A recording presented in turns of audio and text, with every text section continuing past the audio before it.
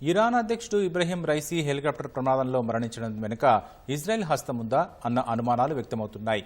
Raisi మరణం వెనుక Israel నిఘా సంస్థ మొసాద్ పాత్ర ఉందని సామాజిక మాధ్యమాల్లో జోరుగా ప్రచారం జరుగుతోంది. కొన్ని రోజుల కింద రెండు దేశాల మధ్య నెలకొన్న ఉద్రిక్త పరిస్థితులను నెటిజన్లు అందుకు కారణంగా పేర్కొంటున్నారు. ఇరాన్ అధ్యక్షుడు ఇబ్రహీం రైసీ హెలికాప్టర్ ప్రమాదంలో మృతి చెందడం పలు అనుమానాలకు దారితీస్తోంది. రైసీ మరణం ప్రమాదవశాత్తు సంభవించలేదనే వాదన మొదలైంది.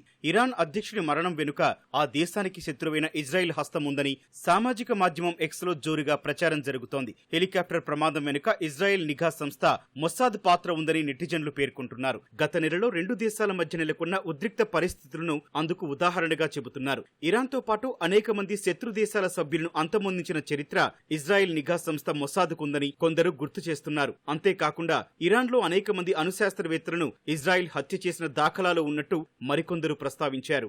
ఇజ్రాయెల్ హమాస్ యుద్ధం వేళ సిరియాలో ఇరాన్ కు చెందిన జనరల్ ను నెతన్యాహు సైన్యం మట్టుబెట్టడం తీవ్ర ఉద్రిక్తతలకు దారితీసింది. ఇందుకు ధీటుగా స్పందిస్తామని హెచ్చరించిన ఇరాన్ శత్రుదేశం ఇజ్రాయెల్ పై డ్రోన్లతో విరుచుకుపడింది. వాటిని ఇజ్రాయెల్ దళాలు నిలువరించినప్పటికీ ఈ పరిణామాలు రెండు దేశాల మధ్య యుద్ధానికి దారితీయొచ్చనే ఆందోళన నెలకొంది. ఇలా హమాస్ యుద్ధం, సిరియా సంక్షోభం, ఎర్ర సముద్రంలో దాడులు తదితర కీలక పరిణామాలు ఏకకాలంలో తెరపైకొచ్చిన సమయంలో రైసీ దుర్మరణం పలు అనుమానాలకు దారితీసింది. అయితే ఓ దేశ అధ్యక్షుడిని అంతమొందించే సాహసం ఇజ్రాయెల్ చేయకపోవచ్చని, అలా చేస్తే తీవ్ర పర్యవసనాలు ఎదుర్కోవాల్సి వస్తుందనే వాదన కూడా ఉంది. ఇలా భిన్న వాదనల నేపథ్యంలో ఇజ్రాయెల్ స్పందించింది. రైసీ మరణం వెనుక తమ ప్రమేయం లేదని ఓ అంతర్జాతీయ మీడియాకు స్పష్టం చేసింది. మరోవైపు అమెరికా కూడా ఈ తరహా వాదనలను తోసిపుచ్చింది. కుట్ర కోణంపై ఇప్పటి వరకు ఎటువంటి ఆధారాలు కనిపించలేదని పేర్కొంది.